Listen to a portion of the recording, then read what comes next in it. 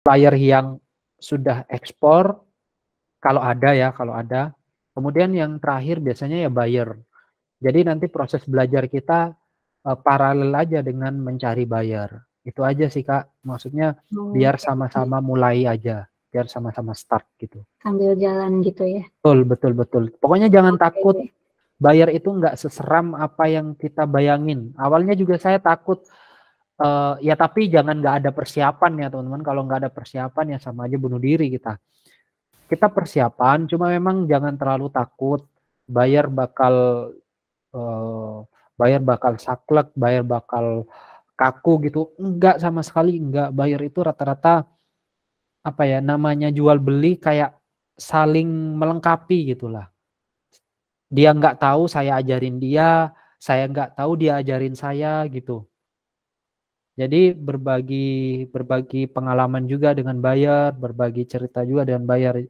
Yang penting di pikiran kita buang jauh-jauh namanya buyer yang menakutkan itu buang jauh-jauh karena hampir nggak ada lah yang kayak gitu. Jadi kurang lebih gitu ya Kak. Oke, makasih Mas Arik. Boleh Oke, nambah lagi nggak Mas? boleh dong. Ini buat misalnya kayak Mas Arik bikin kemasan gitu, Hmm, nurutin keinginan buyer gitu ya. oke. Nah, buat konsultasi terus preparing kemasannya itu, buat nyari vendornya itu apakah Mas Arik nyari full online?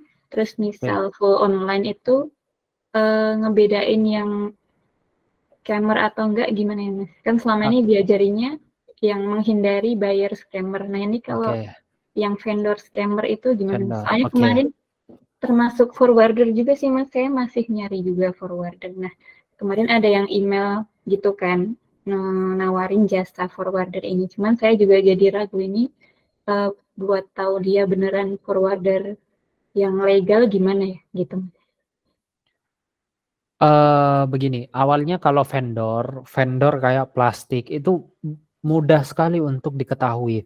Jadi saya itu mencari vendor plastik itu cuma dari Google dan Google Map. Saya searching aja misalkan pabrik plastik atau perusahaan plastik. Nah, saya cari kategori yang sesuai dengan yang saya cari. Misalkan plastiknya ya plastik packaging untuk packaging kayak kerupuk dan juga emping melinjo.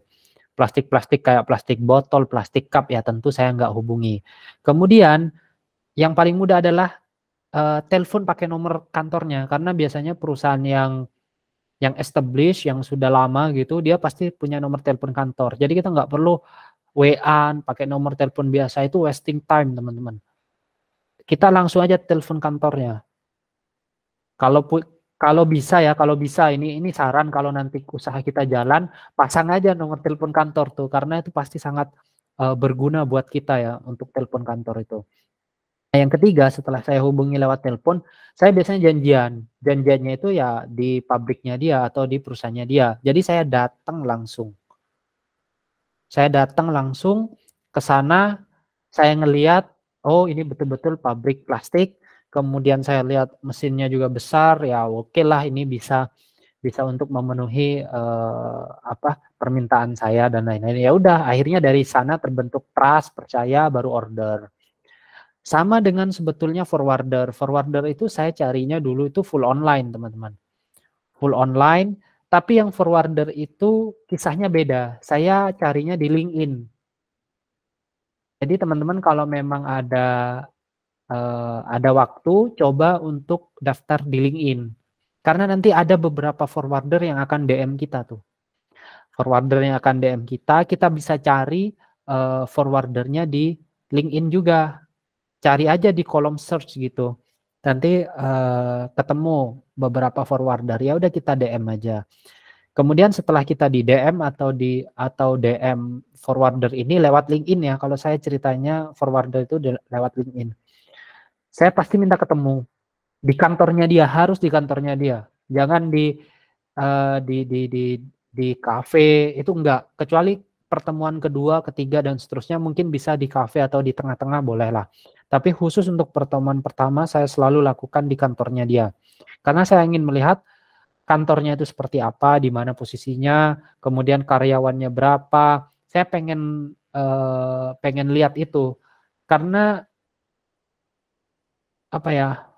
Kayaknya kalau saya ya tipe orang seperti saya itu dari mata kemudian baru turun ke kepercayaan gitu teman-teman. Jadi kalau saya pasti harus ketemu dulu, harus visit dulu. Jadi kurang lebih kayak gitu untuk cerita yang vendor plastik sama vendor forwarder ya. Oke, siap. Jelas Oke, Mas Tarik. Terima kasih banyak. ini Mau ya, gimana? Terus. Sorry, ini sih gimana? buat nambahin nimpalin yang Pak Ishak tadi, Ya, yang gimana tuh? mengenai investasi ya. Oh, Investor nyari ya. modal maksudnya. Ya. Mungkin Pak Ishak bisa ke itu Pak, ke Syafiq Pak, syafiq.id ya. Kebetulan saya investor juga di sana. Tapi uang Oh, saya mah nggak sebanyak itu. Butuhnya berapa tadi? 2M. Belum lagi. Cuman kalau ke Syafiq itu insya Allah bisa terpenuhi Pak Ishak. Mungkin nanti bisa kepo-kepo tuh websitenya Syafiq ya. Dulu boleh, kayaknya ini juga. boleh tuh. Gitu aja sih Oh Mas iya, Adi. Terima kasih banyak ya buat penjelasannya. Siap, sama-sama. Bu, itu ada saya share di grup apa? Itu yang kemasan buah-buah sayur. Oh ya, makasih Bisa banyak. Ibu lihat ya di grup. Ya, bisa. Oh, kita Makasih banyak Pak. saling berbagi. Sekarang prosesnya sampai di mana Kak Novita ini untuk usahanya? Ini Mas lagi nyiapin surat-surat buat korespondensi ya. Oke, Sama buahnya apa dulu nih? Sorry nih, buahnya apa dulu nih? buahnya tuh ada semangka, Nangka. rambutan, mangga, sama alpukat sementara. Tapi itu kan Oh, musiman juga ya, jadi nggak tahu deh nanti pas musim apa tuh, pas mulai beneran jalan kontak bayar gitu. oke, oke. Negara tujuan ekspornya udah udah dicari kira-kira apa? Rencananya mau yang dekat-dekat dulu sih kayak Singapura, Brunei, sama Timor Leste ya. Baru Oh, nanti kalau lancar insya Allah expand tuh yang lebih oh, jauh gitu. sip. Malaysia juga boleh tuh biasanya tuh. Oh Malaysia nggak ini sendiri ya Mas? Nggak produksi sendiri ya maksudnya ya? Produksi sendiri nggak tuh? Ya, itu belum saya riset sih. Mungkin soalnya saya kenalnya ke Pak Ardak Malaysia sih, Ardak Kuala Lumpur Malaysia. Jadi saya keingetnya ya Malaysia gitu. Kalau yang dekat-dekat. Tapi kalau dari pandangan Mas Arik nih, buat Oke. pemula, buat buah tuh terlalu riskan nggak Mas? Atau mending saya pivot dulu ke yang lain yang lebih apa nggak gampang busuk mungkin gitu gimana Mas? Kalau menurut saya kalau beresiko atau enggak ya, karena kan nanti di pengirimannya kita bisa akali, entah nanti menggunakan refrigerated container atau menggunakan pesawat ya, kalau emang value dari buahnya itu tinggi. Jadi sebetulnya nggak perlu khawatir soal pengiriman ya. Yang penting kita pelajari handlingnya itu gimana dulu. Maksudnya ketika dipanen itu berapa hari gitu kan. Misalkan masa panen 3 bulan nih. Maksudnya waktu panen dari si buah ini 3 bulan. Nah kita harus udah panen itu 2,5 bulan dan pucuknya kalau melon misalkan pucuknya jangan digunting semua dan juga nanti mungkin dilapisi apa, di packaging pakai apa. Nah itu sebetulnya yang harus dipelajari. Kalau untuk pengirimannya sendiri sebetulnya nggak ada yang perlu ditakutin sih karena udah ada refrigerated container atau by udara ya. Oke, siap. Terima kasih Mas Arik. Oke. Ini schedule-nya udah dibuat nih, Kak. Ya, schedule-nya udah dibuat. Belum sih, Oke. masih ngawang aja. Ngasih ngawang aja. Oke, nanti ditulis aja nggak apa. Ya, Kapan harus ke dinas pertanian ya, karena biasanya dinas itu punya data juga. Kapan misalkan mau nyiapin katalog, biasanya kan buah-buahan tropical fruit kan banyak ya jenisnya ya. Nanti bisa dibuat katalognya, baru langsung promosi sambil cari bayar. Jangan lupa ke ITPC dan ke Atas Perdagangan juga. siap Mas Arik. Oke, Sip, ini tadi Kak Yuda Putra Leon nih. Tadi ada angkat tangan nih. Gimana Kak Yuda, Mas Yuda, Pak Yuda, Bro Yuda? Maaf Mas, tadi kepencet aja sih. Oh, kepencet ya? Oke. Sip. Di sini ada yang itu enggak ya? Ada yang produksi makanan minuman. Jadi teman-teman begini, mumpung di sini ada beberapa ya yang hadir. Jadi saya mau nginfoin sebentar lagi kita bakal bikin program khusus untuk makanan minuman ke Australia. Jadi nanti kita akan kumpulin sampel, kumpulin company profile yang nanti sampel tersebut, sampelnya kecil-kecil ya, jangan yang gede-gede ya teman-teman.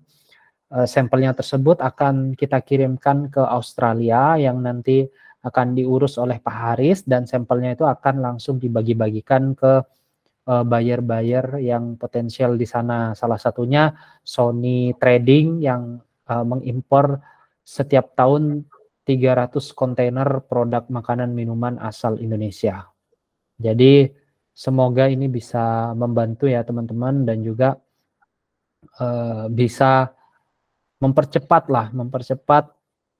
promosi dari teman-teman semuanya.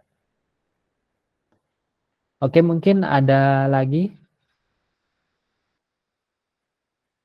Sama mungkin kita kalau memang teman-teman berminat ya, nanti akan ada kita bakal coba promosi di Alibaba dan Go Forward ya teman-teman. Tadi Pak Ishak sempat juga sampaikan ketika beliau berpromosi melalui Facebook Ads dan juga Instagram Ads, beliau mendapatkan banyak DM dari buyer-buyer di Egypt.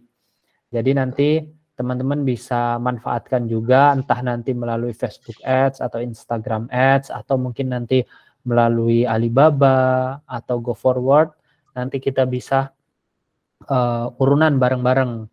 Kemarin kan kalau ke Alibaba itu urunannya 1,850 ya per tahun itu ya teman-teman, bukan per bulan ya, per tahun itu. Jadi 12 bulan full kita ibaratnya kita berpromosi di Alibaba dan juga Go Forward. Nah, itu mungkin program kita yang terdekat ya, yang terdekat. Sekarang masih mungkin 4 perusahaan yang daftar ya teman-teman. Jadi masih ada sekitar 26 perusahaan lagi. Jadi 1.850 untuk 1 tahun di Alibaba dan juga Go Forward. Nah, ini tadi ada Mas Daniel nih, Mas Daniel Adrianus mengacungkan tangan. Mungkin ada yang ingin didiskusikan dulu, Mas, silahkan.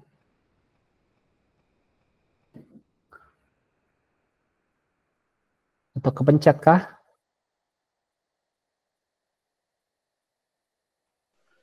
Oke, selamat malam. Selamat malam, Mas. Ya, selamat malam, Mas Ari. Iya, senada dengan tadi yang bertanya Ibu Novi tentang buah-buahan. Oke. Iya. Jadi, nah, ada 2 pertanyaan, Mas Ari. Yang pertama, jadi kami ada permintaan dari Tiongkok, Cina, pisang Cavendish. Cavendish ya sekitar 1 kontainer seperti itu. Dan setelah kami hitung-hitung, dalam 1 kontainer itu ada muat 20 ton seperti itu. Nah, kemarin saya tanya di forwarder gitu, berapa trackingnya gitu, dan dokumen-dokumen yang lain seperti itu. dan harganya itu karena kami itu sebenarnya gudangnya di dekat banget ya, dekat banget. Kalau dari Tanjung Priok itu sekitar 4,5 kilo seperti itu. Jadi dekat banget. Oke. Dekat banget. Namun kok harganya segitu gitu. Berapa harganya tuh? Maksud saya harganya itu 2,5 gitu. 2,5 ya? Nah, iya. Sedangkan dulu berapa bulan yang lalu permintaan rumput pakan gitu dari Kediri ke Tanjung Priuk itu trackingnya harganya 4 juta rupiah seperti itu. Dan saya pertanyakan sebenarnya yang dihitung itu adalah muatannya atau jaraknya seperti itu. Sepengalaman Mas Ari bagaimana? Jadi gini ya, saya pernah muat dari Cijantung ke Tanjung Priuk. Satu kontainer 40 feet itu hanya 1,7 kalau saya nggak salah ya, 1,7 atau 1,9 gitu. Saya lupa. Jadi biasanya kalau yang dihitung itu adalah biasanya jarak ya, dan juga tingkat kemacetan biasanya kalau di Jakarta. Tidak apa ya namanya, tidak bergantung pada berapa banyak sih muatannya, itu enggak. Biasanya ya udah satu kontainer 20 feet ya sekian, satu kontainer 40 feet high cube ya sekian gitu. Jadi langsung apa ya, borongan kayak gitu biasanya. Dan harganya pun kalau masih di Jakarta saya kira nggak akan lebih dari 1,9 ya, 1,92 juta lah maksimum. Itu untuk satu kontainer 40 feet tuh kayaknya tuh.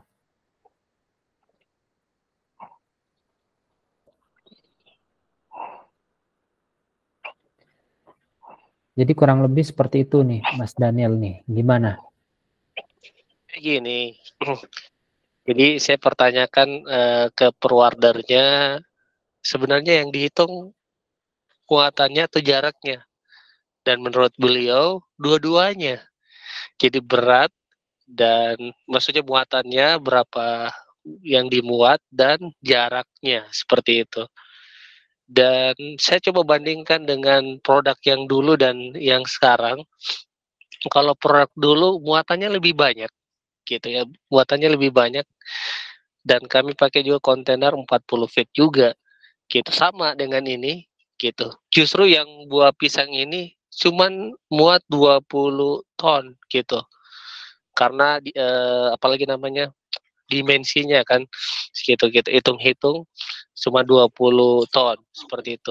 Nah, jarak dari Kediri ke Jakarta itu kalau kita lihat 700 kilo gitu. Sedangkan jarak dari tempat gudang kami ke Tanjung Priok itu cuma 4,5 kilo. Kok jauh banget? Maksudnya harganya yang di Kediri 4 juta, terus harga yang dari yang tempat kami di Jakarta Utara ke Tanjung Priok itu 2.500.000. Memang ada minimalnya kalau saya nggak salah ya Mas, ada minimalnya Iya. tuh. Jadi yang deket atau yang masih satu Jakarta itu kayaknya minimalnya itu 1,5 kalau saya nggak salah ya. Cuma kalau memang dari Kediri ke Jakarta itu 4 juta itu murah banget loh itu. Itu murah banget karena murah banget dia, karena saya aja dari tempat kita ya, dari gudang kita di Madura di Sumeneb itu ke Surabaya kurang lebih jaraknya hanya 150 atau 160 kilo. Itu biaya trackingnya 4 juta sampai 4.250.000. Jadi kurang lebih kalau dihitung per kilonya ya 3.000 rupiah per kilonya. Tapi kalau dari Kediri ke Jakarta 4 juta itu murah banget sih kalau menurut saya sih. Pakai itu aja Mas nanti kalau yang dari Jakartanya tuh.